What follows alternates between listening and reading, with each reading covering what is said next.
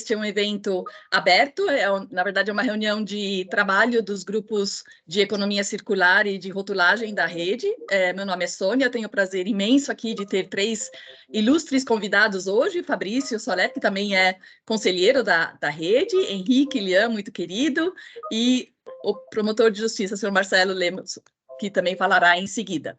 Nós temos o costume na rede de gravar esses eventos abertos apenas com a concordância de todos, evidentemente, e em seguida vamos disponibilizar no YouTube também, que é um canal onde já há vários eventos promovidos no passado, de economia circular, de rotulagem, fontes de financiamento, agro, enfim, diversos temas aí.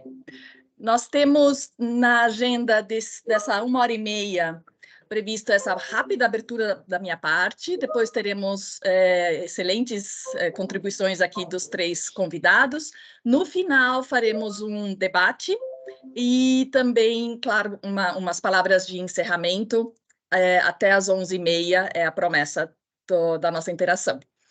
A rede, muito rapidamente, o que é uma associação que promove o pensar ciclo de vida, o debate em torno dos benefícios e da necessidade e dos obstáculos de se pensar ciclo de vida e se adotar isso na gestão e na tomada de decisão. Temos aí mais de 50 associados de diferentes segmentos de maturidades diferentes no tema e também de motivações diferentes para estarem engajadas nesse contexto.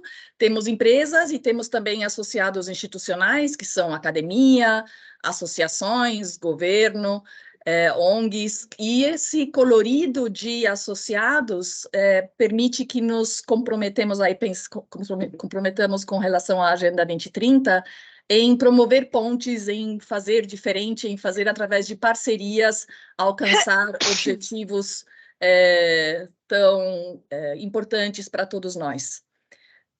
Brevemente, o que fazemos na rede ACV temos reuniões bimestrais, onde discutimos assuntos estratégicos que alavancam possivelmente justamente essa adoção desse olhar de ciclo de vida no cotidiano e na tomada de decisão. Temos um diagnóstico de maturidade em ACV, que já estão todos convidados a acessarem no nosso site. No final, indicaremos aonde encontrar, se não tiverem feito isso ainda. Temos também uma trilha de aprendizado, que é a nossa capacitação. Grupos de trabalho, como eu mencionei, o de economia circular e rotulagem estão promovendo este evento hoje em conjunto e aberto, porque acreditamos que é um convite para a sociedade como um todo, né, refletir sobre as afirmações de sustentabilidade e as suas implicações. Temos também uma comissão bem técnica, né, que se debruça sobre os detalhes de metodologias e olhares setoriais de construção, agro e de mobilidade, lançado recentemente. E o que discutimos, especialmente nas reuniões bimestrais, mas também em eventos como hoje, o que está pedindo esse olhar de ciclo de vida, sejam certificações, sejam políticas públicas, compras sustentáveis, como a nossa nova lei de licitações de 1º de abril de 2021, sistemas de gestão e uma série de questionários que são praticamente sinônimo de melhores práticas, né, de sustentabilidade, que em vários momentos fazem menção à necessidade de se olhar de forma mais integrada os impactos de tudo que fazemos, na verdade. E um pouco dessas alavancas é o que certamente os nossos 3 convidados falarão hoje, por isso não vou mais consumir o tempo deles e já dou a palavra aqui ao querido Fabrício. Muito obrigada.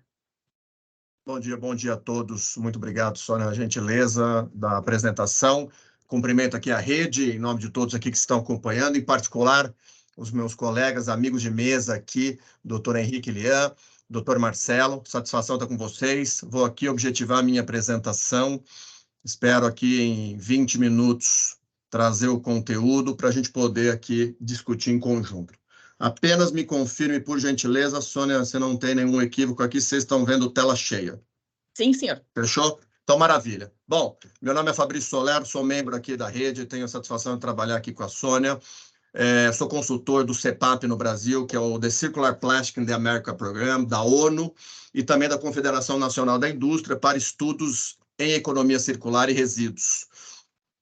Sou diretor de saneamento da Fiesp e também sou membro de conselhos e comitês de sustentabilidade e ESG, membro independente.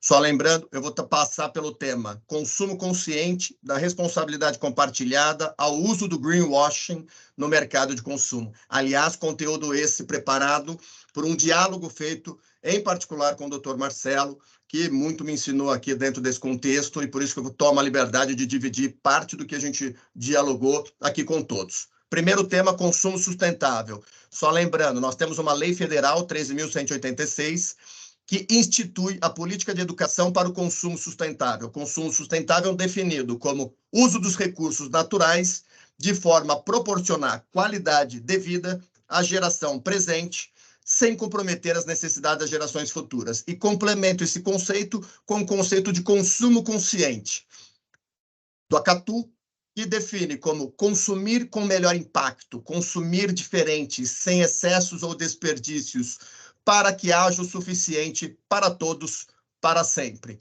O consumidor, portanto, é um indivíduo empoderado. Ele entende que o ato de consumir um produto ou serviço faz parte do contexto que envolve produção, compra, uso e descarte e traz uma consequência positiva ou negativa para si própria, ao meio ambiente e à economia. Dentro desse contexto, nós temos o Plano Nacional de Resíduos Sólidos, o Planares, aprovado pelo Decreto Federal 11.043 de 2022, que prevê, dentro do plano, o consumo consciente, o descarte adequado, também reforçando o papel do consumidor para viabilizar a ruptura no modelo de gestão de resíduos atual, atentando que a falta de conscientização faz com que as pessoas desconheçam a importância da mudança, né, de realidade a partir do comportamento.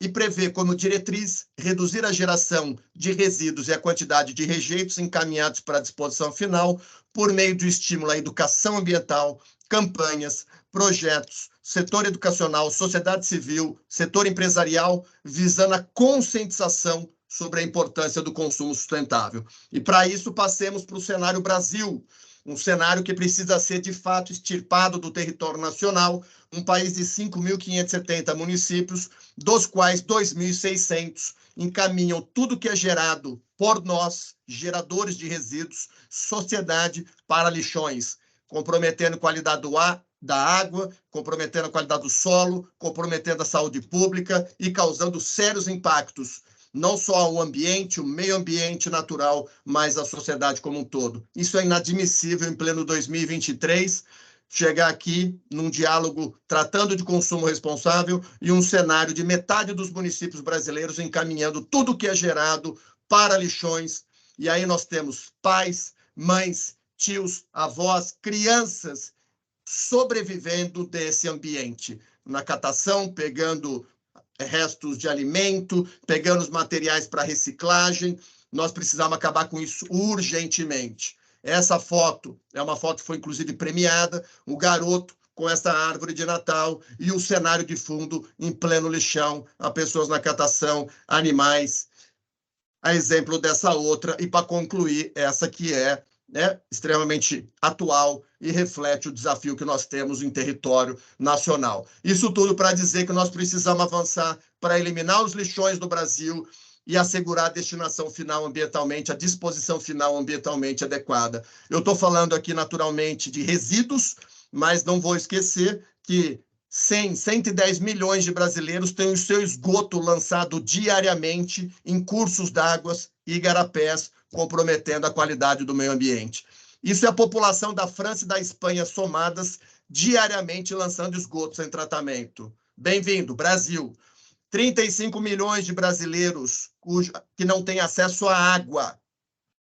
Isso equivale à população do Canadá sem água potável. Então, aqui, dentro da rede ACV, nós temos esse dever de trazer esse cenário e avançar urgentemente para o saneamento desse país. E, para isso, a Política Nacional de Resíduos Sólidos nos traz como um dos principais instrumentos a responsabilidade compartilhada pelo ciclo de vida do produto, impondo ao setor empresarial, ao poder público e aos consumidores atribuições individualizadas e encadeadas para minimizar o impacto do produto e, por consequência, do resíduo no meio ambiente. Uma dessas formas é a atribuição do setor privado empresarial a implementar os sistemas de logística reversa, viabilizando o retorno, a coleta e a destinação final ambientalmente adequada de um conjunto de produtos como agroquímico, pilhas e baterias, pneus, óleo lubrificante, lâmpadas, eletrônicos. Além desses, o Brasil já tem logística reversa para medicamentos e também para produtos comercializados, embalagens, alimento, bebida, produto de limpeza, cosmético, entre outros. E eu sempre peço e reitero a importância do cuidado com a análise dos dados no Brasil. Ótima, a Europa vai muito bem em várias frentes, mas nós temos que lembrar o seguinte, o Brasil, nós temos Portugal aqui como exemplo, é do tamanho do estado de Pernambuco. A França é do tamanho da Bahia. A Espanha, do tamanho de Minas Gerais. E por que você está falando? A Alemanha, do tamanho do Mato Grosso do Sul. E por que você está falando isso, Fabrício? Pelo seguinte, quando eu estou falando de gerenciamento ambientalmente adequado, eu estou falando de território, de trânsito, de transporte de resíduos. E isso, por consequência, a infraestrutura rodoviária, os grandes deslocamentos, isso tem dificultado a viabilização desse gerenciamento, lamentavelmente. Nós precisamos avançar. Isso não é desculpa, isso é só um fato que a gente precisa avançar. E ainda assim, o Brasil já tem basicamente todos esses produtos objeto de logística reversa já devidamente regulados em implementação no Brasil. Muito bem, mas o que são os claims de sustentabilidade, Fabrício? Quaisquer alegações sobre atributos de sustentabilidade ou impactos ambientais de um produto ou negócio, incluindo claims de que um produto ou negócio não tem impacto negativo, tem impacto positivo ou tem um impacto comparativamente melhor sobre o meio ambiente. Ele pode ser baseado na comparação de produtos, na forma de que foram fabricados ou produzidos, ou na forma que podem ser descartados, ou na redução de energia. Esse conceito ele está no Guia Global sobre Claims de Sustentabilidade em Marketing e Comunicação. Vou depois trazê-lo aqui. Então, o claim ele pode ser feito de várias maneiras, de forma expressa, implícita, em forma de alegações, informações, símbolos, imagens, logotipos, gráficos, cores, nomes de empresa, produtos e marcas. E isso, no Brasil, nós temos, de certa forma, um orientativo da regulação, que é o Código Brasileiro de Autorregulamentação Publicitária, que traz que todo anúncio deve ser respeitador e ainda honesto e verdadeiro. E o principal aqui objetivo do Código Brasileiro de Autorregulamentação é a regulamentação de normas éticas aplicáveis à publicidade e propaganda, destinadas a estimular o consumo de bens e serviços, bem como promover instituições, conceitos ou ideia. O infrator do Código Brasileiro de Autorregulamentação Publicitária, ele tem como potenciais penalidades a recomendação de alteração ou correção do seu anúncio, o que tem sido muito comum, aliás. Aqui, passando rapidamente, dentro do Código Brasileiro de Autorregulamentação Publicitária, nós temos um anexo próprio, trazendo apelos de sustentabilidade. A publicidade da responsabilidade socioambiental e da sustentabilidade, publicidade para a responsabilidade socioambiental e para a sustentabilidade, e a publicidade de marketing relacionado a causas. E, para isso, esses apelos têm determinados princípios que devem ser observados. O princípio da concretude, veracidade, exatidão e clareza, comprovação e fontes, pertinência, relevância e absoluto. Então, esses são princípios que devem estar previstos hoje, que estão previstos dentro do apelo de sustentabilidade do CONAR. E qual o cuidado? Então, aqui eu tenho o Pink Cérebro. O que iremos fazer hoje, cérebro? O mesmo de sempre, Pink, tentar fazer um washing. Então, esse é o cuidado, o objeto aqui que a gente traz para a discussão, a cautela que nós precisamos dispor. Por quê? O IDEC 3, 4 anos atrás, elaborou um estudo trazendo algumas práticas de greenwash, então mostrando que o tema está atual. Depois o doutor Henrique vai trazer aqui o Proteste, que faz um incrível trabalho nessa frente também. Greenwash, o que significa? Maquiagem verde, lavagem verde. As marcas criam uma falsa aparência de sustentabilidade. A estratégia é utilizar termos vagos, sem embasamento, que levam o consumidor a acreditar que, ao comprar um produto ecológico, está contribuindo para a sustentabilidade ambiental. Aqui eu trago 2 exemplos que estão nesse estudo. Então, ele traz como exemplo de greenwash, alegações vagas. Quem aqui deste grupo não é amigo do meio ambiente? Agora, o que significa ser amigo do meio ambiente? O que é feito para ser amigo do meio ambiente? Amigo da terra, earth-friendly, sustentável, eco-friendly, ecológico, planeta mais verde, cuidado com a natureza, alegações geralmente genéricas e que não traduzem as ações de fato relacionadas à sustentabilidade. Alegações irrelevantes, como, por exemplo, este produto não tem CFC. Ué, é proibido. Então, quer dizer, qual que é a vantagem? Zero. Então, esse estudo que foi feito traz como principais práticas de greenwash as alegações sem prova, irrelevantes, vagueza e imprecisão, adorando falsos rótulos, falsas etiquetas, lorota, troca oculta e menor de 2 males. 2 males. Puja de alegações vagas. Parece um selo, mas não é. Cuidado. E aqui eu trago alguns exemplos do CONAR. Aqui é um caso concreto, carbono negativo. Então, um anúncio de uma empresa atraiu a reclamação de um consumidor que questionou a veracidade dessa alegação carbono negativo. Considerou que o anúncio é explicativo a empresa, né, sobre o conceito carbono neutro, carbono negativo, e que os dados repassados são verdadeiros. O que o CONAR julgou? Que em relação ao primeiro questionamento, ok, já em relação ao segundo questionamento, que é esse do carbono negativo, considera que o anúncio pode ser interpretado pelo consumidor médio como se as ações adotadas para ser uma empresa carbono negativo pudessem representar uma vantagem absoluta frente ao mercado, uma evidência suficiente da sustentabilidade geral da empresa, o que torna somente esta parte do claim passível de alteração. Então, quando ela fala carbono negativo, como se dentro das várias pautas, carbono, emissões, resíduos, efluentes, água, dentre outros critérios ambientais, pudesse ser uma verdade absoluta. Por isso, aqui, inclusive, foi proposta a alteração. Outro, água mineral, a única água 100% ecológica. Ao afirmar que a água é mais sustentável que as demais e que seja a única 100% ecológico, é um erro e um desrespeito ao consumidor, se utilizando de apelo ambiental absoluto, pois não existem compensações plenas que anulem os impactos socioambientais produzidos pelas empresas. Escreveu a relatora no seu voto, que foi aprovado por unanimidade. Aqui é um outro caso concreto em que se trata de um claim relacionado a imbatível na limpeza e cuidado com o meio ambiente.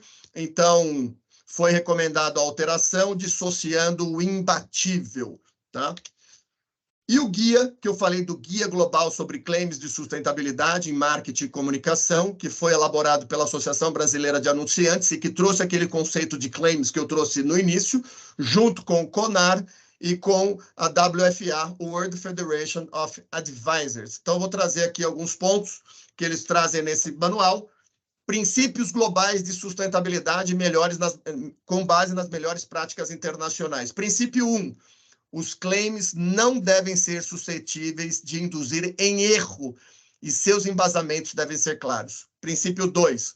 Os anunciantes devem, para todos os seus claims, possuir evidências robustas que possam ser consideradas objetivas e passíveis de comprovação. 3. As ações em comunicação e marketing não devem omitir informações relevantes. Quando o tempo ou espaço forem limitados, os anunciantes devem usar meios alternativos para disponibilizar informações qualificadas, como site, Instagram e outros mecanismos. Princípio 4. Os claims de sustentabilidade genérico devem ter seu fundamento no ciclo de vida completo de seu produto ou negócio, a menos que o anúncio afirme de maneira distinta e deixe claros os limites do ciclo de vida.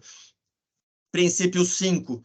Os produtos comparados em publicidade deverão atender às mesmas necessidades ou se destinar ao mesmo objetivo. A base de comparação deve ser clara para que o público tome uma decisão informada. E, por fim, princípio 6, os anunciantes e profissionais do marketing devem incluir todas as informações relacionadas ao impacto ambiental dos produtos que sejam exigidas por lei, órgãos reguladores ou códigos. E eles trazem aqui eu trago alguns exemplos concretos. Produto, o uso de expressão genérica e o cumprimento da legislação. Protege o planeta. Bom, o relator propôs aqui a alteração. Ele considerou fundamentadas as propriedades ligadas ao uso do gás. No caso aqui, era o gás, era uma substituição de gás, mas não concordou com a menção genérica da proteção do planeta. Seu voto foi aceito e o termo, então, a expressão protege o planeta, foi determinada a exclusão. Marca com consumo consciente, uso de termos genéricos e disponibilização de informação completa. Então, aqui é uma informação, uma empresa alegando, ostentando a afirmação, consumo consciente. Só quem tem o compromisso com a sustentabilidade tem essas ofertas. Em sua defesa, o anunciante apresentou informações concretas sobre as ações desenvolvidas na área de sustentabilidade, comprovando o teor do anúncio. O relator propôs a alteração de forma que a peça publicitária fosse incorporada links e informações que permitissem ao consumidor comprovar as afirmações de sustentabilidade. Selos ambientais, 100% madeira reflorestada. Argumentos ambientais por meio do uso de sinais e símbolos. Aqui também remete ao anexo U dos critérios de sustentabilidade do CONAR. Comprovação e fontes. Os responsáveis pelo anúncio de que trata este anexo deverão dispor de dados comprobatórios e fontes externas que endossem, senão se responsabilizem pelas informações. Fontes externas. Não sou eu endossando a minha própria declaração naturalmente. E aqui também, mas para dar mais uma quebra, né, no gelo, trust me, I'm green. Então, esse é o ponto, eu declarando, né, que sou verde, então é um ponto de reflexão dentro do nosso debate, e isso tudo conversa agora para 2 minutos, 3 minutos finais, dentro do meu tempo, chamando a atenção de vocês, que está na pauta hoje, 2 temas importantes. O primeiro, o governo federal vai regulamentar o Pró-Recicle, que são incentivos fiscais da cadeia da reciclagem. O governo prevê publicar agora, no próximo mês, um plano de transição ecológica com incentivos econômicos, incentivos fiscais para uma transição, um pacote verde no Brasil. Isso vai incluir mercado de carbono, bioeconomia, transição energética, resíduos e economia circular. E mudança do clima também é uma das pautas. Isso tudo que estamos conversando dialoga com a pauta do ESG, com a agenda ESG, com os critérios ambientais, sociais e de governança. Apenas para lembrar aqui que nós temos, dentro da pauta do eixo ambiental, como tema, economia circular e resíduos. Critério, economia circular e gestão de resíduos, devidamente alinhado com o tema que nós trouxemos anteriormente. E por que as organizações estão aderindo ao ESG? O estudo da AmCham, com a Humanizadas, disponibilizado no mês passado, com quase 600 entrevistados, traz que 61% deles entendem que a adoção da agenda ESG é para fortalecer a reputação da marca no mercado. E aí remete ao que a gente está falando dos claims. Para ter um impacto positivo em questões socioambientais, o lastro das medidas adotadas, e para reduzir riscos ambientais, sociais e de governança. E caminhando para o fim, para o meu último minuto, se Moisés abrisse o mar, né, hoje ele veria esse cenário lamentável. E, para isso, compartilho, o ano passado, a Organização das Nações Unidas aprovou uma resolução para que, criando um comitê intergovernamental de negociação, que é o INC, prevendo que até 2024 o mundo tenha um tratado global para os plásticos. E aqui é regular os plásticos, até porque o uso dos plásticos é fundamental. Eu estou sentado, a minha mesa tem plástico, a minha cadeira tem plástico, o meu telefone tem plástico, a chave do meu carro tem plástico, o meu cartão de... Então, aqui não é a gente demonizar o produto, muito pelo contrário, que ele é fundamental para o nosso dia a dia. O que nós estamos tratando aqui pressupõe melhores práticas, uma conduta correta, responsabilidade compartilhada pelo ciclo de vida, logística reversa, entre outras medidas. E eu tive a oportunidade de participar da segunda reunião em Paris, no começo desse mês, e eu trago aqui para vocês uma mensagem que não tem volta. Isso aqui é para frente. Esse tema vai andar. É um movimento global da regulamentação dos plásticos no mundo. E convido vocês no próximo dia 27, terça-feira, pauta de um webinar que eu vou estar fazendo sobre Tratado Global dos Plásticos. Oportunidade que nós teremos o Severino, que representa os catadores de materiais recicláveis, e lá estava a Camila da Biquim, professor Flávio Ribeiro da Unisantos, Carlos Silva Filho, que é brasileiro e é presidente da International Solid Waste Association, e o Paulo Teixeira da Abiplast. E também vou lançar o livro Direito dos Resíduos, todas as regulações de logística reversa de embalagens dos estados. Sônia, cravei aqui, 20 minutos pontualmente. Obrigado pelo convite. Passo para você o bastão.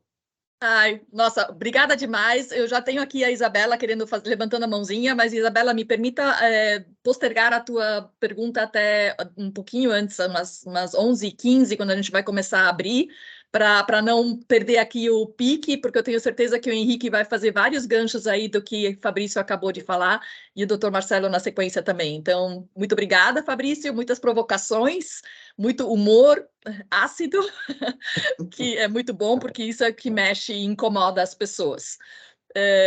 Henrique, por favor. Muito obrigado, Sônia. Em primeiro lugar, obrigado a você e ao Fabrício por esse convite tão honroso. Mais importante do que minha contribuição aqui é aprender com os colegas de mesa. Já aprendi um monte aqui com o Fabrício, que, por sinal, já representou os consumidores muito bem. Se eu não tivesse vindo, os consumidores já estariam super bem representados. Bom, eu sou diretor da Proteste, que não protesta, é uma organização que faz testes, por isso Proteste, e compõe uma rede global chamada Euroconsumers. Nós fazemos testes, estudos de mercado, defesa de interesses do consumidor, advocacy, e um pouco diferente da maioria das organizações consumeristas, nós trabalhamos com todo mundo. Nós trabalhamos com as empresas, nós trabalhamos com os governos e, evidentemente, com os consumidores e organizações da sociedade. Eu pensei nessa minha contribuição falar sobre fake claims, que é o greenwashing, que o Fabrício também já caracterizou, e uma categoria nova que eu tenho observado, que é o fake blame, que é uma empresa ser acusada de greenwashing sem ter cometido greenwashing. E eu entendo essas duas categorias, fake claim e fake blame, como falhas de mercado. Então, eu vou começar tentando caracterizar mercado e consumidor, chegando no Brasil para fazer o gancho para as fake claims. Eu tenho insistido com os meus alunos que a microeconomia tem sido mal caracterizada. Ela tem como apelido a teoria da firma, ou teoria da empresa, porque os seus pioneiros foram pessoas ligadas à empresa e ajudaram a desenvolver estratégias de reações ou ações empresariais em função das variações de curva de demanda. E se é assim, a microeconomia, na verdade, é uma teoria do consumo, cujo principal ator é o consumidor, a partir do qual o mercado como um todo e os demais atores, o regulador, o produtor, o distribuidor, reagem. Né? Então, o que é mercado? Os consumeristas adoram citar o presidente Kennedy, que em 15 de março, atualmente Dia do Consumidor, disse: somos todos consumidores. Mas esse todos consumidores não nos faz iguais em todo o mundo e não faz os mercados iguais.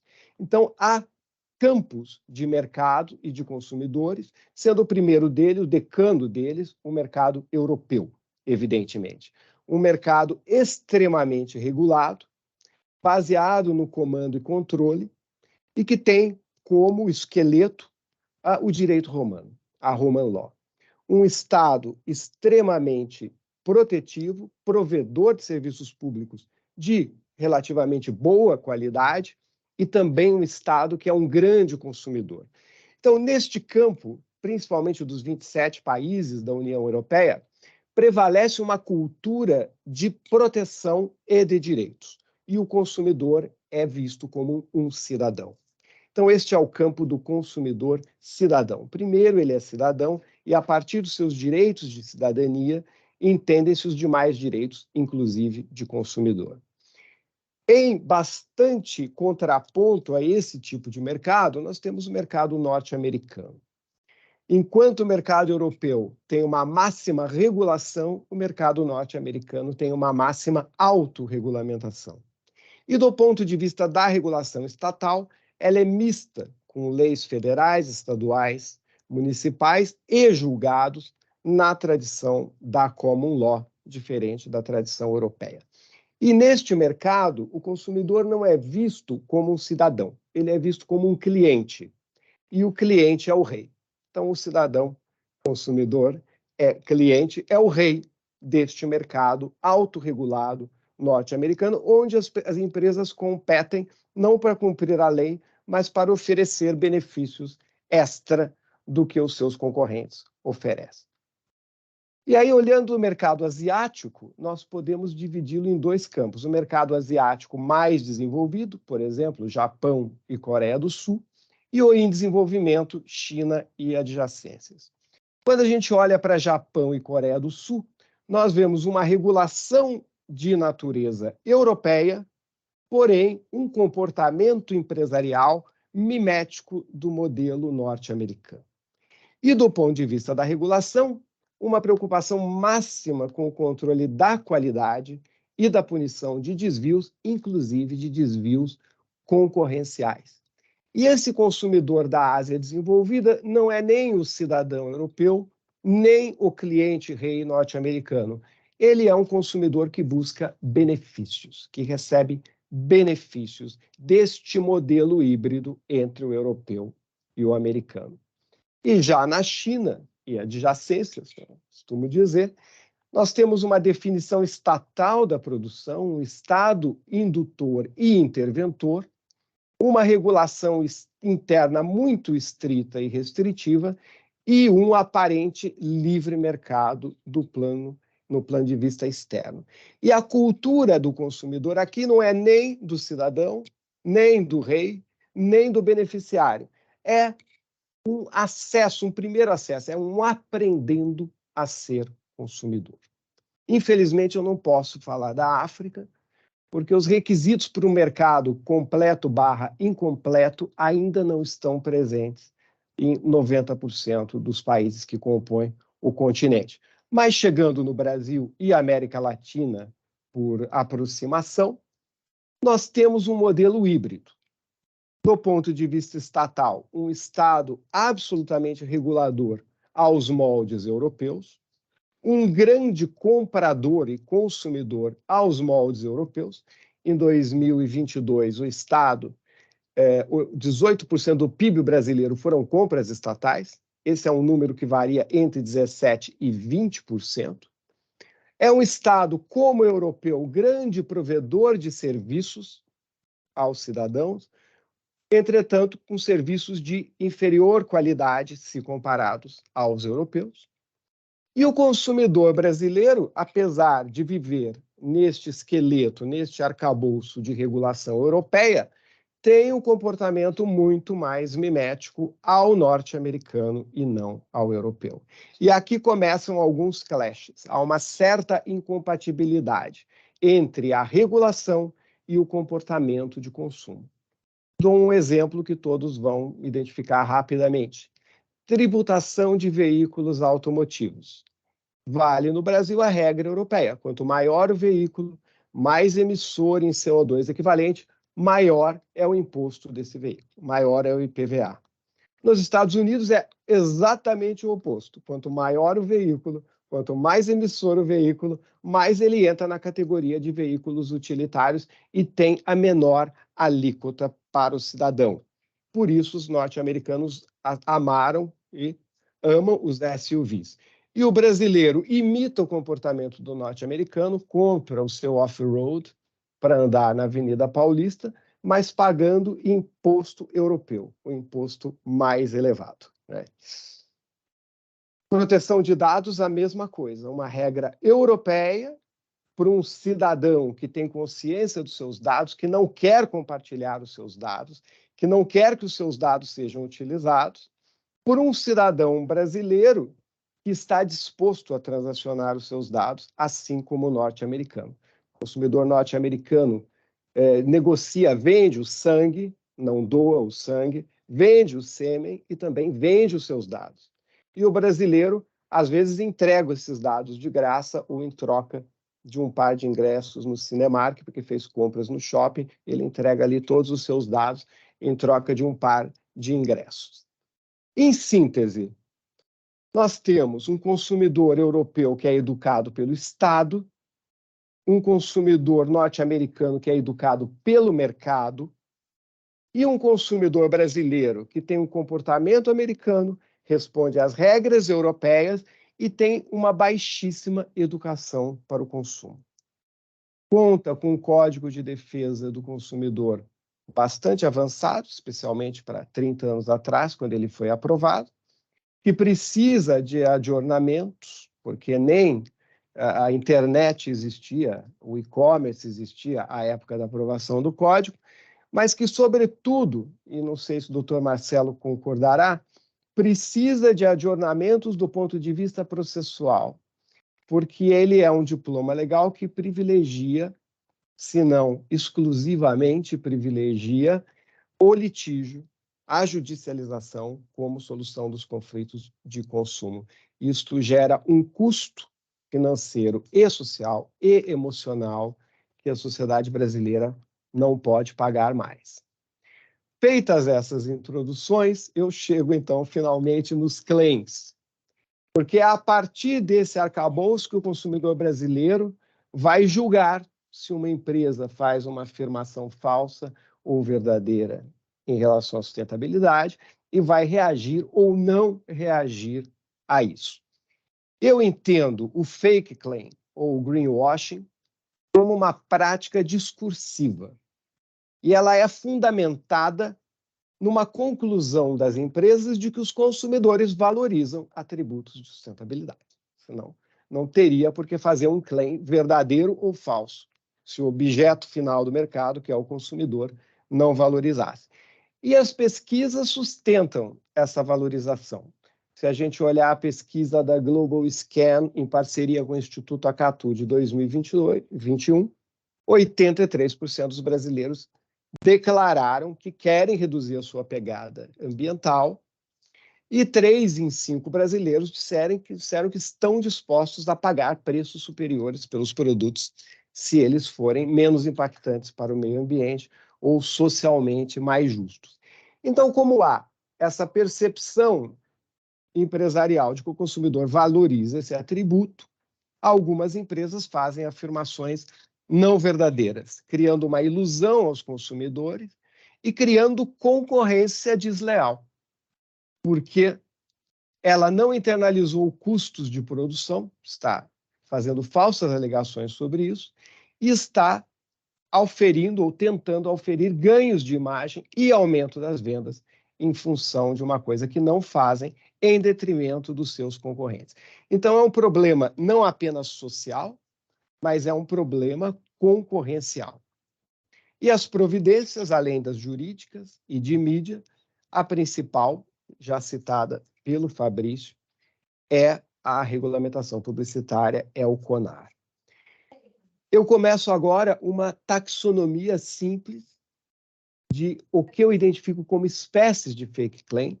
Eu não vou mencionar nomes de empresas, mas são todos casos julgados pelo CONAR com o ganho de causa para as organizações que os levantaram, inclusive para a Proteste. Inclusive, tem casos já citados pelo Fabrício. A primeira espécie de fake claim que eu detecto é o descompasso entre um discurso geral e a prática. Pode ser uma afirmação genérica, banco X ou banco da sustentabilidade. Papel higiênico Y ajuda a preservar o meio ambiente. Ou pode ser uma afirmação específica, somos carbono zero. Produto X, 100% madeira reflorestada. Então, são afirmações genéricas, o consumidor não tem nenhum instrumento para oferir se elas são verdadeiras ou não, e quando estressadas no CONAR ou na justiça, ou mesmo na mídia, elas não são comprovadas. A segunda espécie, mais inventiva, é a propagação de um atributo que não existe no mercado, como se ele fosse um diferencial do produto. Começo citando um caso internacional de uma petroleira latino-americana que inventou os barris limpos de petróleo. Ao ser questionada, ela disse que é porque não foi constatada poluição na extração do petróleo, não houve derrame, o petróleo é transportado em veículos elétricos, e ela chama esses barris de barris limpos. Vindo para o Brasil, 4 casos que nós acionamos e derrubamos no CONAR. Pneus verdes, de uma determinada fábrica para uma determinada montadora, para uma determinada marca. Pneus super verdes. Ou motor sistema Eco e motor EcoBoost. Então, são características que não existem. O que é um pneu verde ainda não foi definido pela indústria. O que é um motor Eco não foi definido pela indústria e alguns fabricantes alegavam isso. Terceiro tipo, Fabrício já passou por ele também. A apresentação de característica intrínseca de um produto como se fosse um diferencial em relação aos concorrentes.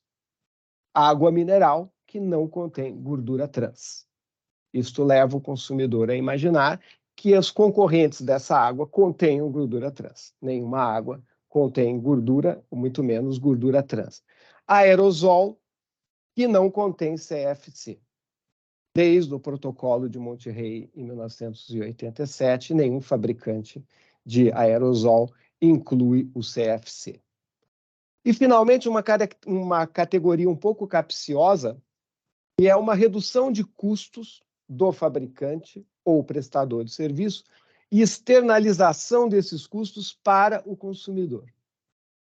Eu não te dou a sacolinha porque eu sou ecorresponsável, mas eu vendo a sacolinha a você.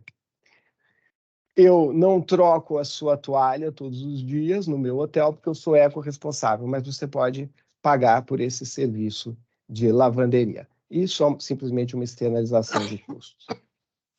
Terminada esse screen do fake claim, existe agora o fake blame. Enquanto o fake claim é uma prática discursiva de um fabricante, o fake blame é uma falsa prática denunciativa, normalmente praticadas por ONGs ou as autarquias, inclusive os PROCONs. Exemplos. Dizer que determinado produto vem de área de desmatamento quando ele não vem, baseado em métodos toscos de georreferenciamento ou maus aplicativos. Dizer que um fabricante disse que um produto era 100% suco e vendeu como 100% suco, enquanto não é 100% suco, sendo que a embalagem é muito clara em relação a isso.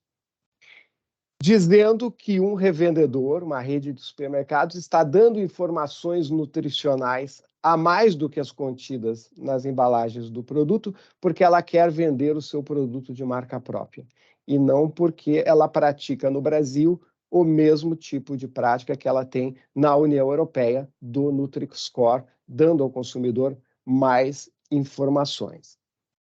Tanto o fake claim quanto o fake blame prejudicam os consumidores e prejudicam o mercado, porque desequilibram o jogo da concorrência.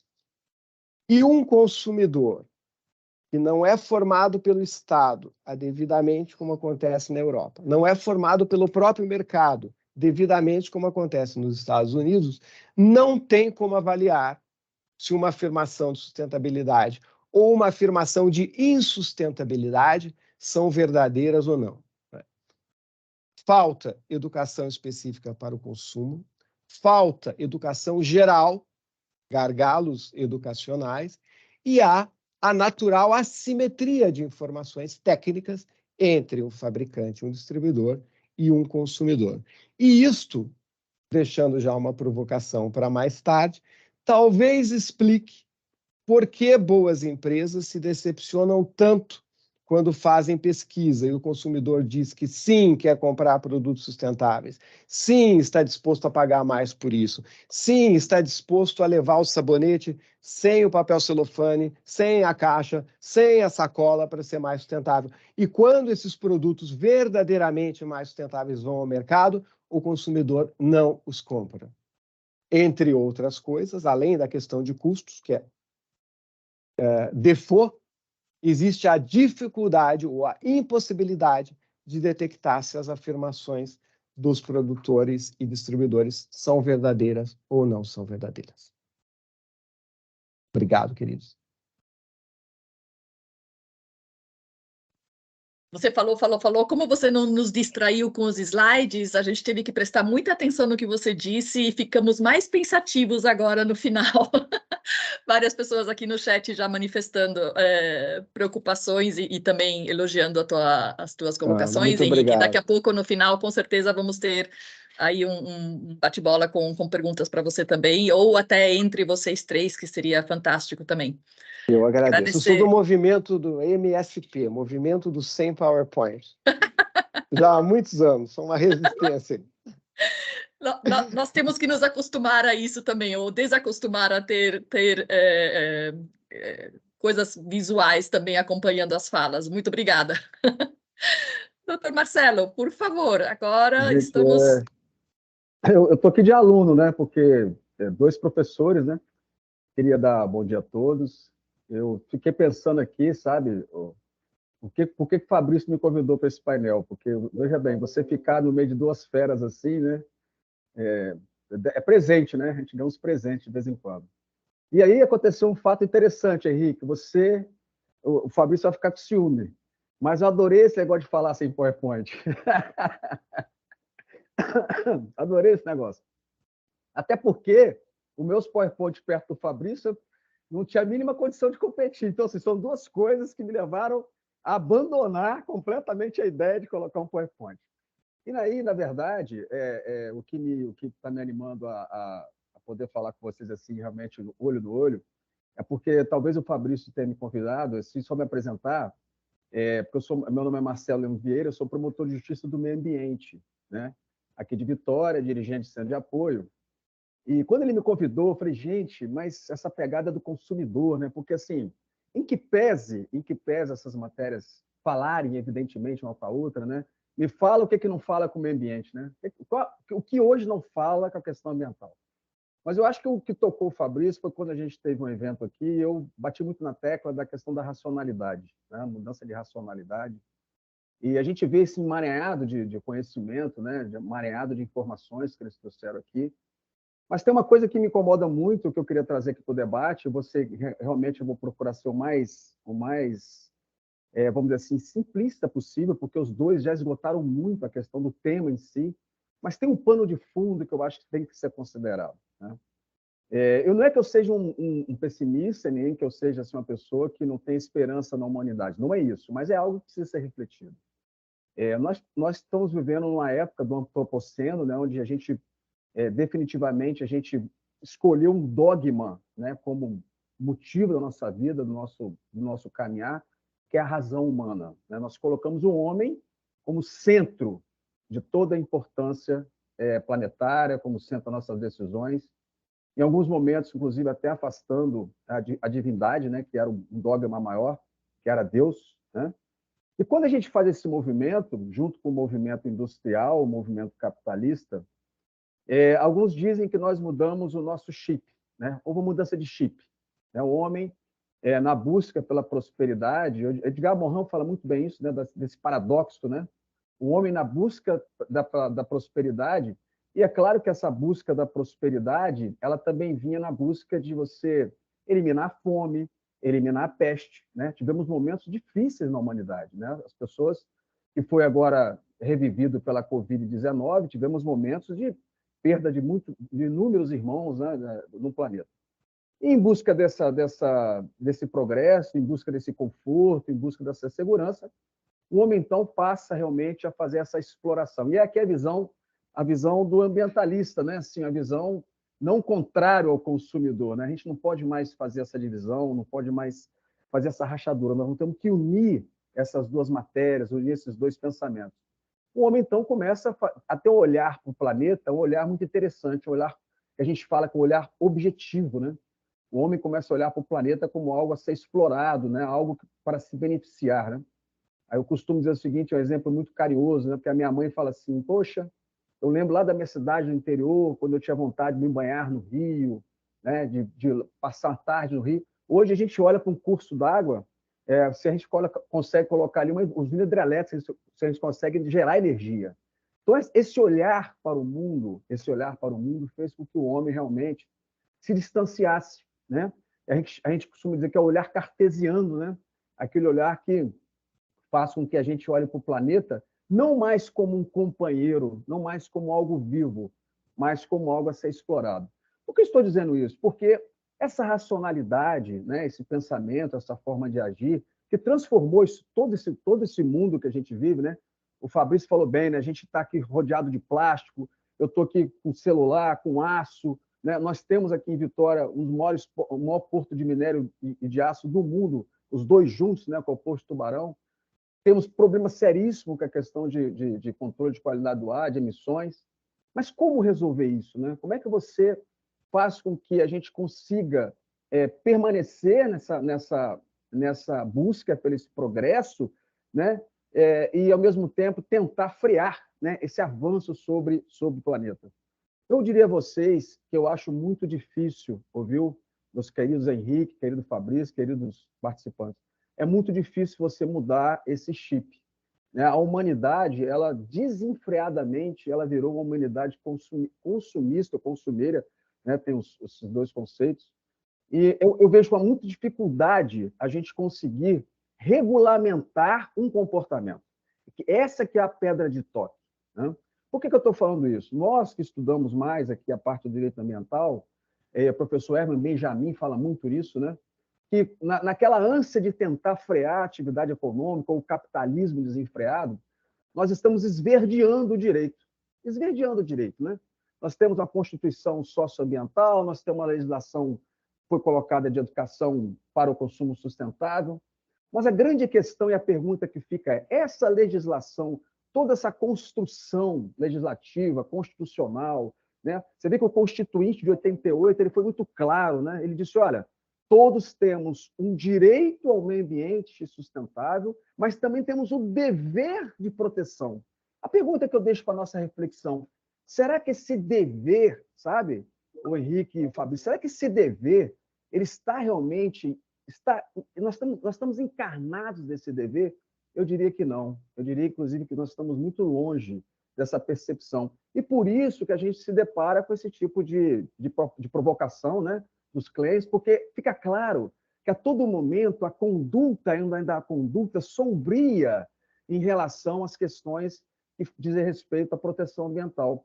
Você vê que enquanto você não tocar o ser humano, enquanto você não chegar e tentar mudar o chip, vai ser muito difícil você conseguir esse tipo de conduta, uma conduta que a gente chama uma conduta verde, né? Esse dia eu vi um professor, que me fugiu o nome aqui agora, porque ele era um nome bem difícil, era um israelense.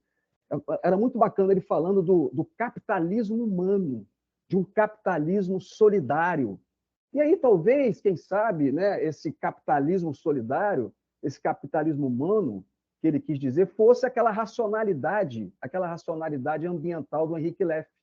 Do Henrique Leff, do Edgar Morin, porque eles falam o seguinte, porque não há como você imaginar a proteção ambiental, não há como você trazer um equilíbrio entre relação de consumo sustentável se você não tiver um trabalho com essa racionalidade, com esse trabalho local, com esse trabalho de poder fazer com que o homem ele revisite a opção que ele fez há 500, 600 anos atrás.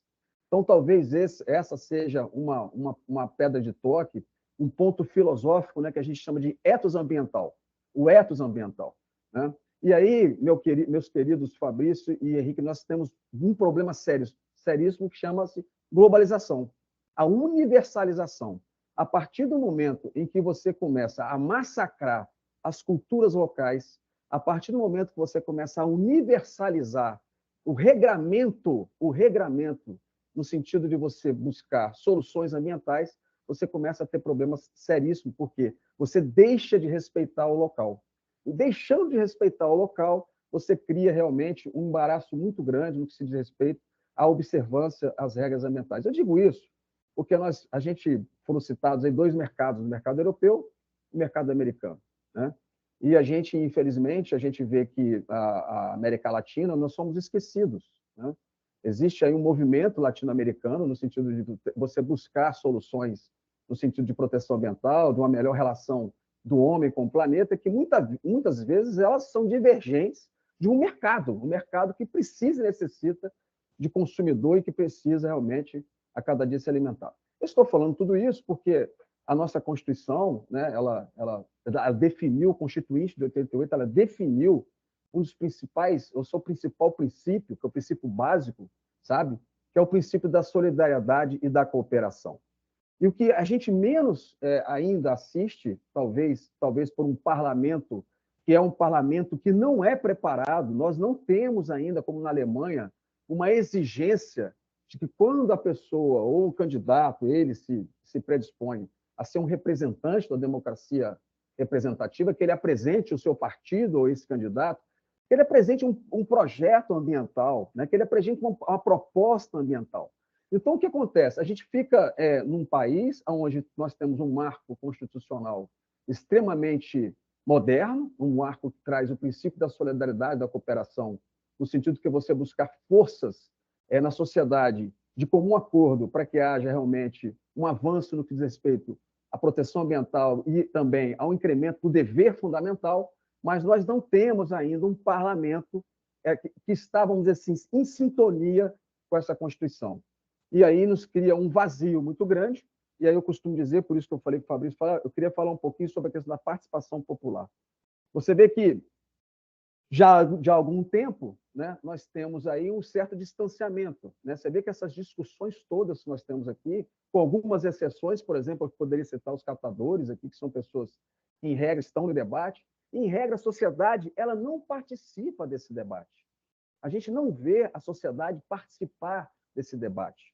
A sociedade, me lembra aqui, a gente poder fazer aqui um pouquinho, buscar a memória da questão do direito consumidor, talvez o direito consumidor, um direito de terceira geração, que foi mais badalado no país, né? Não sei se vocês lembram do fiscal do Sarney, aquilo foi uma coisa sensacional. Aquilo foi uma forma muito inteligente, muito interessante de você afetar a população. Afetar a população no sentido que buscar na população, na sociedade, o apoio suficiente para que você pudesse defender uma bandeira. E a gente ainda não tem a defesa dessa bandeira ambiental, né, embutida na sociedade. Por que ela não consegue, muitas vezes, emplacar? Por que ela não consegue colar na sociedade? Porque nós temos o chip do consumo. Nós ainda temos o chip da racionalidade cartesiana, né? Eu gosto muito da fenomenologia, eu gosto muito daqueles que estão estudando o retorno às coisas a si mesmo, no sentido que, se você for reparar, tudo que a gente defende sobre reciclagem, tudo que a gente defende no sentido de diminuir emissões, a gente começa a voltar no tempo e começa a abandonar algumas práticas. Você vê, né? O ciclismo, né? O que é andar de bicicleta? A não ser você voltar à prática antes de você ter a queima do combustível fóssil. Então, na verdade, quando a gente fala todo esse movimento que a gente está vendo no mundo, e aí eu vou usar aqui, não sei se eu vou ser odiado ou amado, mas eu estou ouvindo, vocês já devem ter ouvido falar muito, eu estou começando a ficar bastante interessado nesse tema, que é no tema do decrescimento, né? O tema do decrescimento. O decrescimento, que não se confunde com parar de crescer ou parar de progredir, é justamente em você emplacar o que a gente chama de desenvolvimento sustentável. E aí nós discutimos aqui, nós falamos aqui em claims de sustentabilidade, e a pergunta que eu faço é: será que as pessoas sabem ou têm a mínima ideia do conceito de sustentabilidade? Se você chegar no seu prédio, descer no condomínio, né, como, né, todo mundo hoje é amigo do meio ambiente, todo mundo fala em sustentabilidade. Se você perguntar para uma pessoa assim, o que é sustentabilidade? O que você entende por ser sustentabilidade? E aí eu gosto muito de um conceito do professor Juarez Freitas, ele trata da homeostase, né, que é o equilíbrio. Né? O que é assim, sustentável? O que é se comportar de forma sustentável? Isso em todos os setores, seja a indústria, seja o serviço, seja a sociedade, é você buscar ter uma conduta em que você utilize os bens naturais, em que você avance na natureza à medida em que você possa deixar para as gerações futuras uma qualidade de vida igual ao melhor que você vive. Aí a pergunta que eu faço, a humanidade tem se comportado dessa forma? Você, quando faz a sua escolha para a compra de um automóvel, compra de um iPhone, quando você vai trocar o seu imóvel, quando você vai no supermercado fazer compra, você age dessa forma? Você tem essa racionalidade? Então, por que eu estou falando isso? Estou falando isso porque todos esses mecanismos que estão, evidentemente, todos muito bem-vindos, ESG, todo movimento, todas as transformações que estão acontecendo nas corporações. Eu assisto aqui, nós temos aqui o Plano Diretor Ambiental da Vale, SA aqui no Porto, nós temos um programa muito interessante aqui também da ArcelorMittal, no sentido de recriar toda uma cultura interna das empresas. Porém, se nós não mudarmos o comportamento da sociedade, se nós não revivermos, se nós não refletirmos esse comportamento, a gente não consegue, por mais que a gente esverdie o direito, por mais que a gente traga toda essa gama de conhecimento fantástico dos nossos colegas de mesa disseram aqui antes, a gente não consegue afetar as pessoas. E aí vem algo um pouquinho mais grave, né? Aí vamos para o Brasil, vamos falar aqui na nossa realidade. Que a gente costuma estar trabalhando um pouco esse viés, que é a questão da justiça ambiental, justiça socioambiental. O Fabrício tem colaborado bastante com a gente no Ministério Público, tem falado muito com a gente aqui. Como que você leva a consciência ambiental? Porque não é só a educação, é a consciência, né? É mudar a racionalidade, o pensamento. Como é que você leva a racionalidade ambiental para pessoas que não têm saneamento básico? Como é que você leva a consciência ambiental para pessoas que têm que receber cesta básica? Então, junto com esse movimento de proteção ambiental, junto com esse movimento de mudar um comportamento de consumidor, tornar esse consumidor sustentável, nós precisamos diminuir a diferença. Nós não vamos conseguir avançar. E digo mais a vocês, todas as catástrofes ambientais que estão sendo projetadas, elas afetam em cheio os vulneráveis. Talvez nós que estejamos aqui nesse encontro hoje não sejamos tão afetados, porque talvez estejamos em bairros planejados, estejamos com a nossa rede de saneamento funcionando, mas aquelas pessoas que estão em lugar de risco, pessoas que não têm condições dignas de vida, e a Constituição Federal ela deixou bem claro tanto a questão que envolve o meio ambiente, quanto a questão que envolve as questões de consumidor, que o principal princípio que nós temos hoje é a proteção da dignidade da pessoa humana. Então, e aí eu já vou me encaminhando para o final, é dizer o seguinte, nós só vamos conseguir realmente que não existam mais claims de sustentabilidade fake, nós só vamos, talvez, ter sucesso realmente em que o mercado ele comece a falar realmente, verdadeiramente, uma linguagem verde, quando nós conseguimos afetar a racionalidade. Se você perguntar para mim se eu tenho a fórmula, não tenho a fórmula. Na verdade, quando eu faço essa pergunta, eu confesso a vocês que eu tenho uma dificuldade de acreditar que isso seja possível. Porque quem leu lá aquele livrinho básico lá, que virou cabeceira do Homem Sapiens, né, de Yuval Harari, ele deixa muito claro, né, que nós, homens sapiens, essa nova, de 35 mil anos para cá, esse novo homem, ele, por natureza, ele é um homem predador. Por natureza, a gente tem por costume degradar o meio ambiente.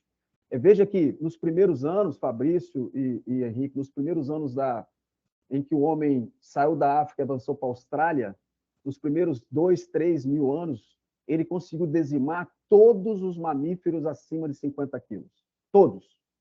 Então, assim, é da natureza humana ele avançar sobre o planeta. Então, o que nós estamos assistindo de degradação, o que nós estamos assistindo de aumento de temperatura, o que nós estamos assistindo de dizimação da fauna, 2/3 da fauna está para ser extinta. Tudo isso nós estamos assistindo não é definitivamente algo que acontece apenas com a Revolução Industrial. É algo que está no DNA do Homo sapiens. Então, nós precisamos, todos nós, quando nos debruçarmos nessas matérias, nós temos que começar a preocupar com o ser. Com quem nós estamos lidando? E aí, por último, a reportagem que teve agora, semana passada, que é assustadora, foram apreendidos aqui no Paraná, não sei se vocês viram, 23 toneladas de barbatana de tubarão. 23 toneladas. Para onde isso estava indo? Para o mercado asiático. Aí eu pergunto a vocês, a gente faz um esforço enorme de reciclagem, a gente faz um esforço enorme para construir a legislação, a gente faz um esforço enorme para poder fazer um trabalho assim no sentido de buscar realmente uma eficiência, a entrega desse direito fundamental, e eu pergunto a você, como que você lidar com isso? Então, me parece, e aí eu vou concordar mais uma vez com o Edgar Morin, que o que se precisa é uma consciência planetária. Eu acho que os povos, e aí nós tivemos o evento de Estocolmo, né, que foi o grande pacto, né? O evento de Estocolmo, você vê que foi em 72, né? Recente, né? É uma coisa, a questão ambiental é muito recente, muito nova. Nós precisamos repactuar Estocolmo, em que pese todos os eventos que vierem depois, mas o Estocolmo foi o pacto em que nós reconhecemos a defesa do direito ambiental como um direito humano.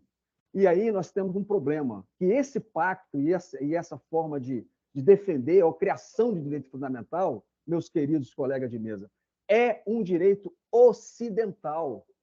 Ele não é estendido ao Oriente. Então, nós precisamos definitivamente derrubar fronteiras, né? Eu tive a oportunidade, já encerrando para encerrar mesmo, eu tive a oportunidade de visitar o Catar, né? Porque, como um bom flamenguista, a gente segue o Flamengo, né? Apesar de ontem ter tomado uma goleada, mas são coisas que dá e passa, né? Igual dor de cabeça.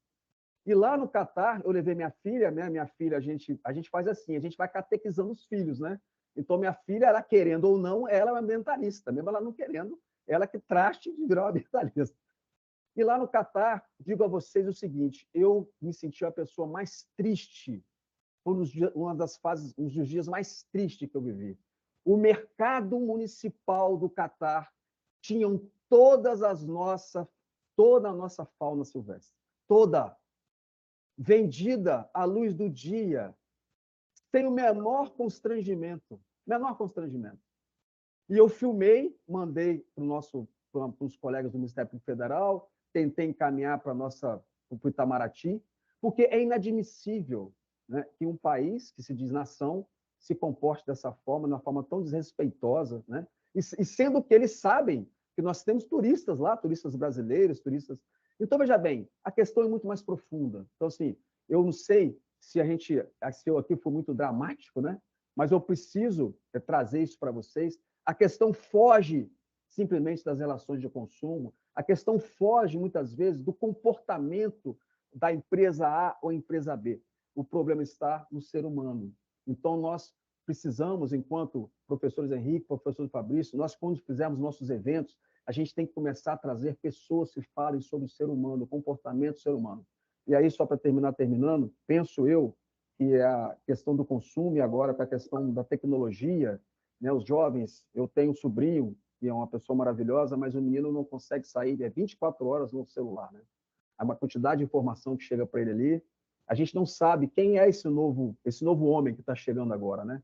Eu espero que ele não continue sendo esse homem cartesiano, que ele possa ser um pouco mais sensível e que a gente consiga realmente chegar, né, no ser humano no sentido que ele reflita, que ele precise realmente mudar o seu comportamento para que a gente possa ter realmente uma efetividade real, né? Assim, de forma que a gente possa ver resultados no sentido da proteção ambiental. Falo isso porque todos os índices que chegam para a gente, vocês são testemunhas disso, todos os índices que chegam para a gente da ONU, né, do PNUMA, são índices preocupantes, né, do aquecimento global, da questão que envolve a pobreza, que tem muito a ver, as ODS, né, as 17 ODS, todas muito atrasadas no mundo, né? Um Estado, e aqui me desculpe, não é política, é só uma observação, o Estado, como o Estado americano, retrocedeu 4 anos na sua política de mudanças climáticas.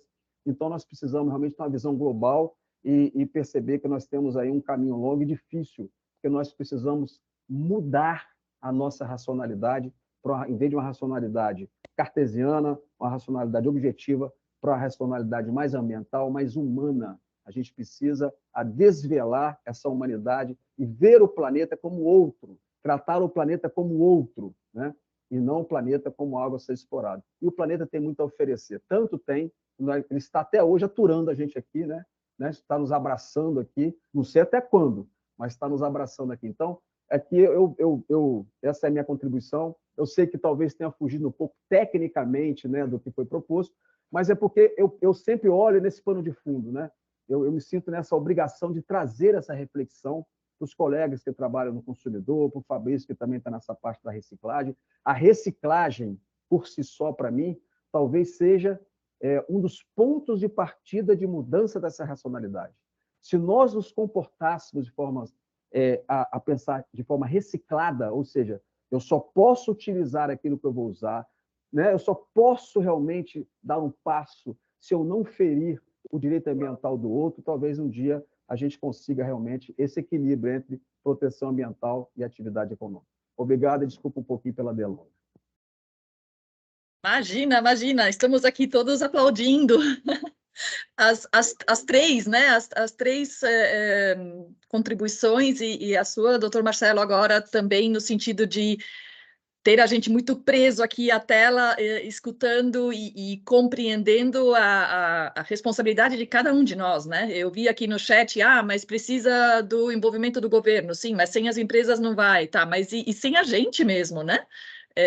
Precisamos ter milhões de sapatos para sermos felizes, ou o celular, o último modelo do iPhone para não ficar para trás na obsolescência percebida, né? Que de todos os tipos de obsolescência talvez seja a mais dramática, né? A pressão do grupo pelo consumo, pela aquisição de algo que o anterior ainda cumpria muito bem a função, mas somos aí convencidos por uma série de razões. Agora, eu vi a minha filha, coitada, sofrendo essa semana por causa dos ingressos da Taylor Swift. Eu não acredito como deixaram... Ela não, né? Mas várias amigas dela faltaram na escola para poder ficar online ali a partir das 10, na fila de milhões de pedidos. Tá algo muito errado nisso. Assim, mas é uma questão pessoal minha. Henrique, eu vi que você fez muitas anotações aí enquanto o doutor Marcelo falava, Fabrício com certeza também. Não sei se vocês querem fazer uma réplica, tréplica entre vocês, antes da gente abrir aqui ao público, que também já demonstrou, algumas pessoas já levantaram as mãozinhas e fizeram colocações aqui no chat. Vai lá, Henrique, você primeiro. Olha, eu fiz realmente muitas anotações. O doutor Marcelo expandiu para uma questão filosófica e humanística, que, obviamente, eu não conseguiria comentar num breve período, mas eu anotei 2 ou 3 tópicos que eu acho que valeriam a pena. A questão da globalização. A gente vê um desequilíbrio, inclusive demográfico, no mundo, que não é politicamente correto tratar, mas ele existe. 2 países, Índia e China, somados, têm mais de 1/3 da população global, porém com comportamentos de consumo absolutamente diferentes. Quando a gente vai a Paris ou vai a Nova York, vê aquela fila imensa de chineses na porta das lojas de luxo, dando vazão a um consumo represado. E durante décadas, ou não havia dinheiro no mercado interno, ou não havia autorização para que as pessoas viajassem e comprassem aquilo que elas querem comprar. Por outro lado, nós temos a Índia, que é a maior população global, com uma outra cultura, uma cultura positiva do ponto de vista da espiritualidade, talvez não positiva do ponto de vista das castas sociais intransponíveis, mas a gente não vê os indianos fazendo fila para comprar na Louis Vuitton. A gente vê os indianos fazendo fila no MIT, em Harvard, para fazer pós em inteligência artificial e etc. Então, as culturas refletem a maneira de consumir, não há dúvida. O Brasil, como já tentamos configurar, está neste meio de caminho entre um europeu cidadão e um americano consumidor ávido. O mundo não comporta 8 bilhões de consumidores no molde americano, e também nunca teremos 8 bilhões no molde mais etéreo, espiritualizado do indiano. A gente tem que encontrar um equilíbrio. Aí eu chego no segundo tema, a partir do Dr. Marcelo, é como mobilizar as pessoas, né? Eu acho que a comunicação tem um papel fundamental e que nós estamos errando muito na comunicação. Essa implosão do submarino com os milionários que foram ver o Titanic são mais uma prova de que as pessoas se movem pelo desejo e não pelo medo. Se fosse pelo medo, cada um deles assinou um termo de consentimento que na primeira página tinha 4 vezes a palavra morte. E eles assinaram e eles desceram quase 4 quilômetros para ver o Titanic num equipamento notoriamente precário. Então, falar que com o aquecimento global, o derretimento das calotas polares e o aquecimento das marés, Tuvalu vai afundar, infelizmente, não mobiliza ninguém. Ninguém sabe onde é Tuvalu. Os diplomatas da ONU riem se você falar isso, porque a população é tão pequena que pode transportá-la para Paris, para Londres, para onde ela quiser morar. Agora, se nós dissermos que com o aquecimento das marés não vai ter mais bacalhau, lagosta e camarão, talvez aí as populações se mobilizem, porque isso toca o sentido do desejo. E, finalmente, meu último gancho aqui de anotação, voltando aos claims de sustentabilidade, é um problema de branding, também é um problema de comunicação. Enquanto as empresas deveriam focar no seu consumidor e no seu produto, elas estão focando em coisas que elas não fazem, ou até podem vir a fazer, mas está fora da sua essência. Então, depois de vender para as empresas consultoria para definir direcionadores estratégicos, missão, visão e valores, para definir posicionamento de marca, agora a indústria do posicionamento está vendendo às empresas que elas têm que definir um propósito. Você chega para uma empresa de Santa Maria, no interior do Rio Grande do Sul, que está na 3ª geração familiar, que vem dos fundadores, e diz para ela que ela não tem propósito. Enquanto ela não definir um propósito, ela não vai progredir. Que quando ela definir um propósito, ela vai ter um posicionamento de marca único, inigualável, incomparável e etc. E aí, R$1 milhão depois, você entrega para ela um posicionamento igualzinho a todas as outras empresas. É salvar o planeta, é a diversidade, é a inclusão. Causas fundamentais que toda empresa tem que abraçar, mas propósito da empresa é o seu consumidor. Por incrível que pareça, o propósito da empresa de sapatos é fazer sapatos com menor impacto ambiental, com a maior inclusão social, com respeito ao meio ambiente e também aos seus acionistas, porque aquilo é um negócio. Se essa empresa de sapatos fizer sapatos da melhor forma que ela souber e puder fazer sapatos, isso é uma contribuição maior do que ela se intitular, né, Sapatos Tarantini ou Sapatos da Sustentabilidade, que é uma coisa que não quer dizer nada. Uau! Não, eu estou muito feliz aqui pelo encontro. Eu acredito, a gente não combinou, né? A gente falou, vamos fazer, e falou, não, só vamos. Acho que como o próprio Dr. Marcelo colocou, o Dr. Henrique também, falou, não, vamos. E se tivesse combinado, talvez não tivesse dado tão certo, né? A cadência da abordagem, né? Talvez aqui o olhar de mundo de cada um, né? Que são complementares e que permitiu trazer um olhar do tema num viés, né, regulatório, numa abordagem internacional, numa abordagem humanista. Então, assim, não tem nada o que falar aqui, Sônia. Eu acho que, no fundo, quem está aqui, né, e talvez esteja participando de um bate-papo que talvez eu, aí, já com 25 anos de atuação, não tenha visto ainda, com esse detalhe. Então, acho que foi muito aqui proveitoso, né, pelo olhar que cada um trouxe, pela forma da abordagem, pela experiência nas diversas frentes. Então, proteste, dispensa apresentação. E acho que o doutor Marcelo, sem dúvida alguma, o convite foi por ser uma referência do Ministério Público na pauta ambiental, e a gente vê o Ministério Público preocupado com as questões ambientais e como tratá-las, né? E aí preservando a sustentabilidade, o desenvolvimento, conciliando né, e trabalhando no interesse da coletividade. Sem dúvida alguma, acho que para o encontro aqui da rede, a gente foi muito feliz, né, com a participação deles. Eu não tenho nenhum comentário, só aprendi. Foi show. Que bom que a gente tem o final de semana para digerir também todas essas informações. As pessoas têm perguntado aqui se vamos disponibilizar a tua apresentação, especialmente Fabrício, né? Porque os demais, o Henrique e o Dr. Marcelo fizeram sem MSP, acompanhamento. aí, a turma do MSP. O MSP. De qualquer maneira, vamos subir também a gravação no YouTube, então estará disponível para várias revisitar e assistir novamente e refletir novamente sobre essas várias mensagens. Temos 2 pessoas que levantaram a mão aqui pela ordem. Eu vou permitir que Letícia pergunte primeiro e em seguida a Isabela. E aí já estamos quase que nos aproximando do final aqui das 11h30 que pedimos aí a abertura da agenda de todos. Pode falar, Letícia.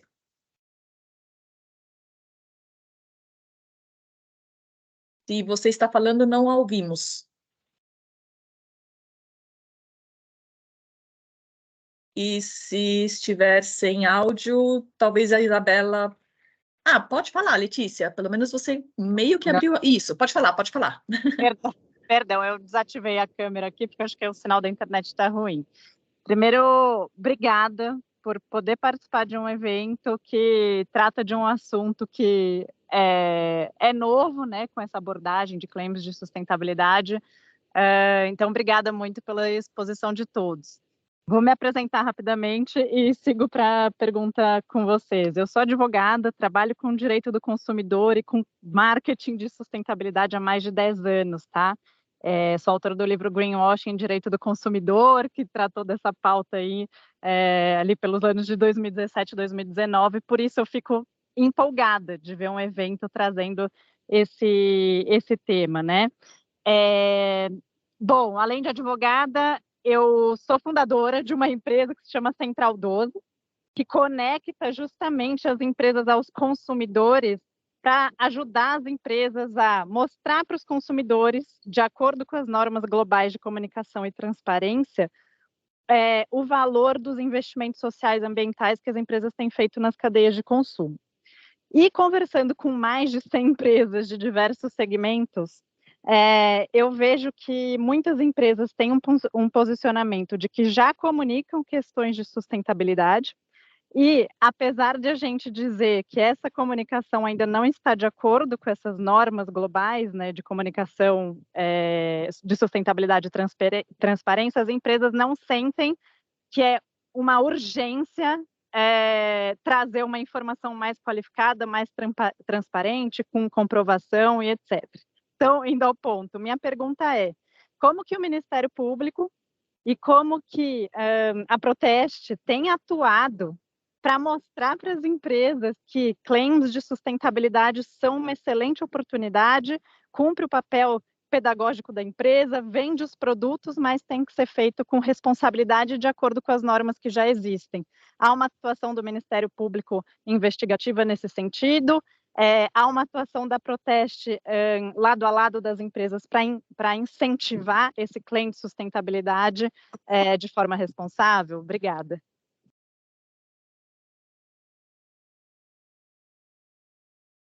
Marcelo. Bom, eu como falei no começo, né, eu estou aqui em Vitória, a gente trabalha na promotoria de meio ambiente. Né? Não sou o promotor do consumidor aqui de Vitória.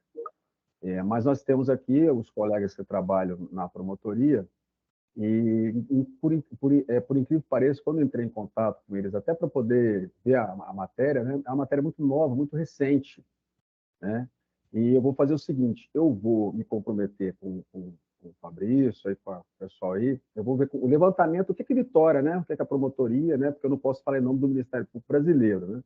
Mas o que a promotoria ela tem rastreado, né? O trabalho que ela tem feito, poderia até antecipar para vocês que eu diria que é um novo foco do Ministério Público e provavelmente que essa promotoria do consumidor deverá trabalhar em conjunto com a promotoria do meio ambiente por causa dos conceitos que envolvem, um pano de fundo muito ambiental. Então, eu vou ficar aí para encaminhar isso direitinho e posso também ver com a colega, que ela tem uma ramificação brasileira, o que o Ministério Público... Você tem uma orientação no Brasil, né? No Ministério Público brasileiro, no sentido, não digo de combater, né? Como eu até deixei de falar minha fala, eu gostei muito da fala do professor Henrique, quando ele fala da necessidade da autocomposição, né? Não tem um olhar de você investigar, mas no sentido de você talvez buscar para o diálogo, né? E tentar adequar melhor essa linguagem, essa comunicação. Acho que nós precisamos, na verdade, um alinhamento entre atividade econômica e proteção ambiental. Então, eu vou conversar com a colega e encaminho para depois para vocês aí ver como que nós estamos fazendo em Vitória e se existe um trabalho no Brasil alinhado, no sentido de você estar buscando uma estratégia para trabalhar, eu não digo no combate, mas na orientação a possíveis fakes, né, dos crimes de sustentabilidade. Maravilha, obrigada. Henrique, você gostaria de complementar? Sim, obrigado. Primeiro, quero dizer que a Letícia que é muito competente, tanto em direito do consumidor quanto em sustentabilidade. Foi uma pessoa que eu tentei muito trazer para a minha equipe uns anos atrás, mas ela sabiamente resolveu empreender e começou esse negócio fantástico que é a Central 12.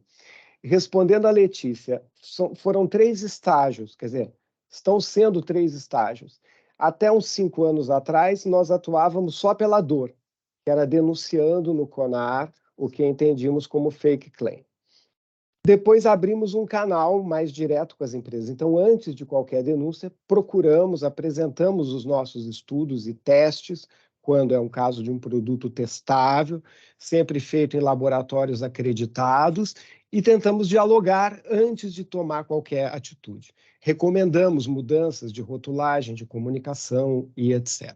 E agora estamos entrando aí numa fase mais proativa, tentando desenvolver selos e certificações em parceria, por exemplo, com o Inmetro, que é uma conversa que está bem avançada, ou em parceria com o mercado, com a própria Central 12, que a gente tem uma conversa, mas sempre enfatizando o diálogo e não a denúncia e não o judiciário, porque faz 30 anos que a gente está tentando esse caminho e ele já mostrou que tem limites muito sérios. A gente vai ter que chegar num pacto social entre regulador, empresas e consumidores e tirar do papel os últimos 2 artigos do Código de Defesa do Consumidor que estimulam as convenções coletivas de consumo, que diz que em casos em gray areas, representações de consumidores e representações empresariais podem chegar a um acordo que será homologado e terá força de lei. Nem tudo precisa virar um processo e abarrotar o judiciário. Eu não tenho dados atuais, mas 5 anos atrás, 40% dos processos da justiça brasileira eram, direta ou indiretamente, ações consumeristas. Não podemos mais conviver com esse preço.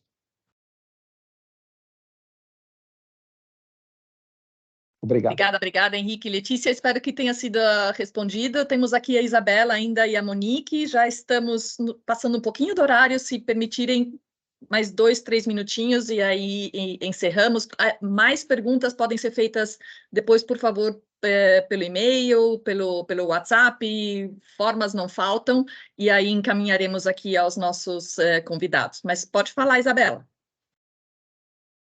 Obrigada, prometo que eu vou ser bem breve, tá? É um prazer estar aqui nesse evento, principalmente eu vi o Fabrício, eu sigo ele no LinkedIn, ele é um cara extremamente competente, se eu puder, quando crescer um pouco dele, eu já vou ficar muito feliz, gosto muito dos artigos dele, ele é um cara bem inteligente, eu agradeço ao Henrique e ao Marcelo também.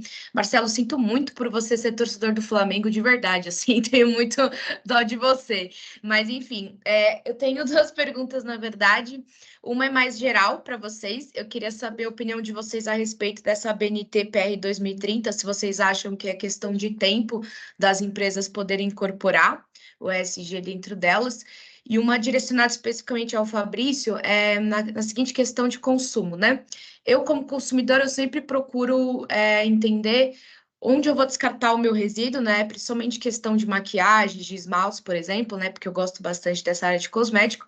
Queria saber com eles tem alguma resolução, algum decreto que fala onde que a gente deve descartar, porque eu já tentei entrar em contato com muitas marcas e muitas delas não me retornaram ou não têm algum conhecimento sobre como descartar esses resíduos.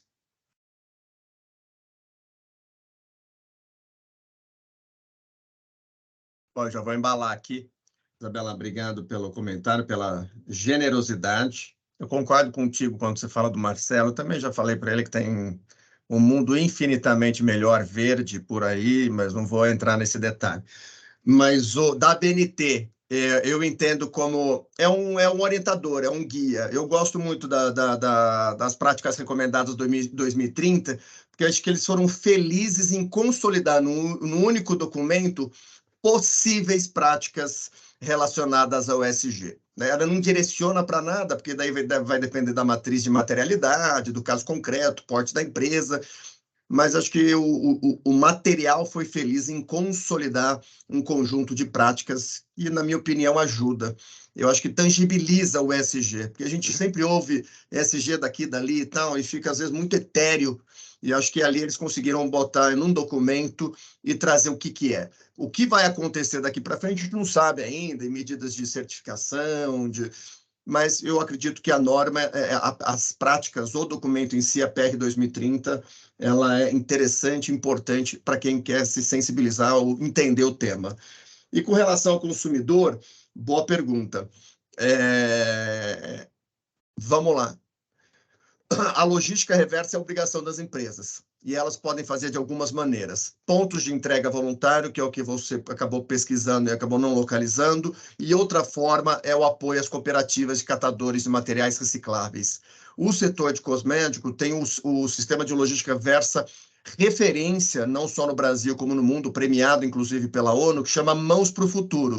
Mas qual que é o racional? Eles investem fundamentalmente em cooperativas.